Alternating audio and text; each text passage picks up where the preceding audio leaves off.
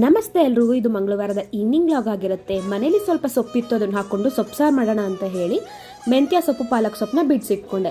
ಅದಾದಮೇಲೆ ಒಂದು ಕುಕ್ಕರ್ಗೆ 1 ಕಪ್ ಆಗೋಷ್ಟು ಬೇಳೆನ ತೊಳೆದು ಹಾಕ್ಕೊಂಡು ಅದಕ್ಕೆ ಒಂದು ಸ್ವಲ್ಪ ನೀರು, ಒಂದು ಬೆಳ್ಳುಳ್ಳಿ, ಒಂದು 7 ರಿಂದ 8 ಹಸಿಮೆಣಸಿನ್ಕಾಯಿ, 2 ಟೊಮೆಟೊ, 1 ಈರುಳ್ಳಿನ ಹಚ್ಚಿ ಹಾಕ್ಕೊಂಡು ಕುಕ್ಕರ್ ಲಿಡ್ನ ಕ್ಲೋಸ್ ಮಾಡಿ 3 ವಿಷಲ್ ಬರ್ಸಿಟ್ಕೊಳ್ಳೋಣ.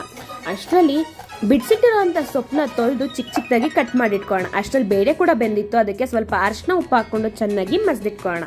ಗ್ಯಾಸ್ ಮೇಲೆ ಒಂದು ಕಡಾಯಿ ಇಟ್ಕೊಂಡು ಅದಕ್ಕೆ 1 ಸ್ಪೂನ್ ಆಗೋಷ್ಟು ಎಣ್ಣೆ, 1 ಸ್ಪೂನ್ ಸಾಸಿವೆ ಜೀರಿಗೆ, 1 ಹಿಡಿ ಆಗೋಷ್ಟು ಕರಿಬೇವು, 1-2 ಒಣಮೆಣಸಿನ್ಕಾಯಿ, 1 ಈರುಳ್ಳಿ ಹಾಕ್ಕೊಂಡು ಚೆನ್ನಾಗಿ ಫ್ರೈ ಮಾಡಿ ಇಟ್ಕೊಂಡು ಕಟ್ ಮಾಡಿರೋಂಥ ಸೊಪ್ಪನ್ನ ಹಾಕ್ಕೊಂಡು ಚಿಟಿಗೆ ಅರಿಶಿನ ಹಾಕಿ ಸೊಪ್ಪು ಸಾಫ್ಟ್ ಆಗೋವರೆಗೂ ಚೆನ್ನಾಗಿ ಬೇಯಿಸ್ಕೊಳ್ಳೋಣ.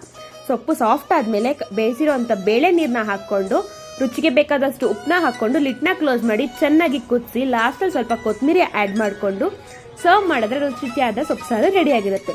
ಈ ರೆಸಿಪಿನ ಟ್ರೈ ಮಾಡಿ ಹೇಗಿತ್ತು ಅಂತ ಹೇಳೋದನ್ನ ಮರಿಬೇಡಿ.